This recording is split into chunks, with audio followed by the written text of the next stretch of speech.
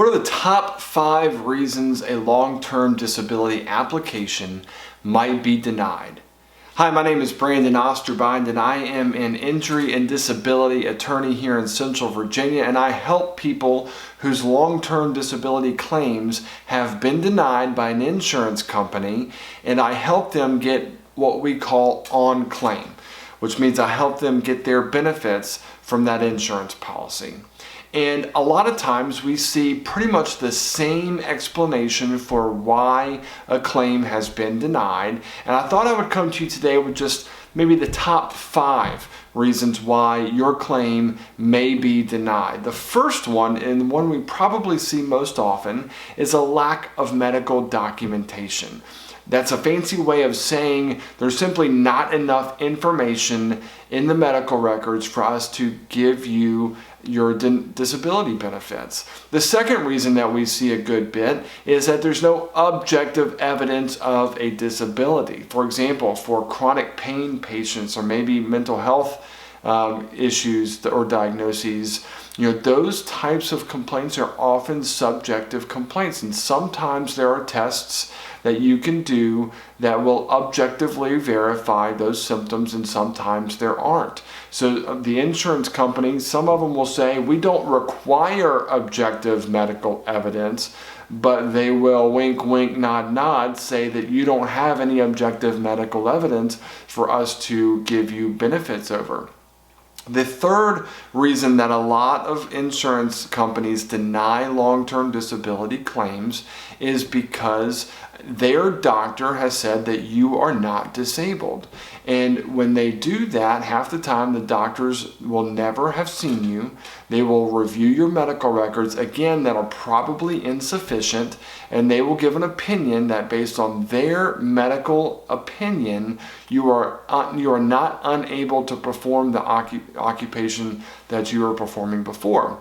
The fourth reason that we often see medical denials is because you have what they call a sedentary job or a light duty job, and your limitations are perhaps not physical limitations, or perhaps your limitations are physical limitations, but they still allow you to do the job that you were doing before.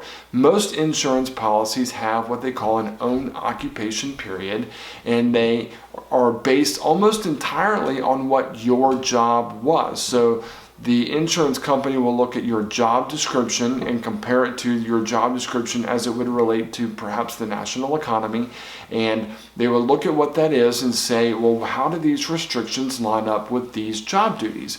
And if they still permit the duties of the job, then the insurance company will say that you are not disabled.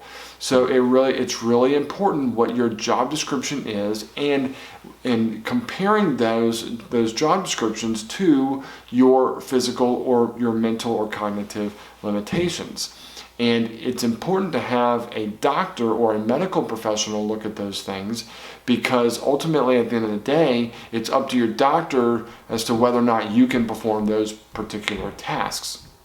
And the last and fifth reason that we often see long-term disability claims being denied is because they're filed too late.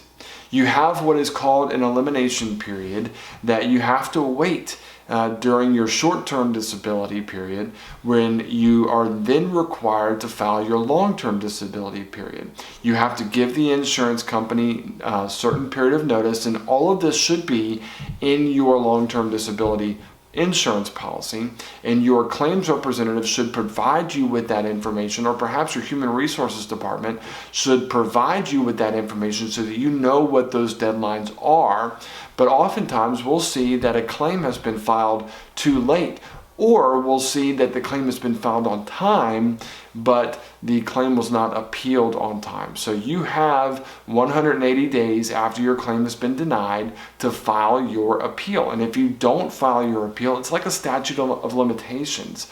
And at that point, your claim is essentially dead in the water.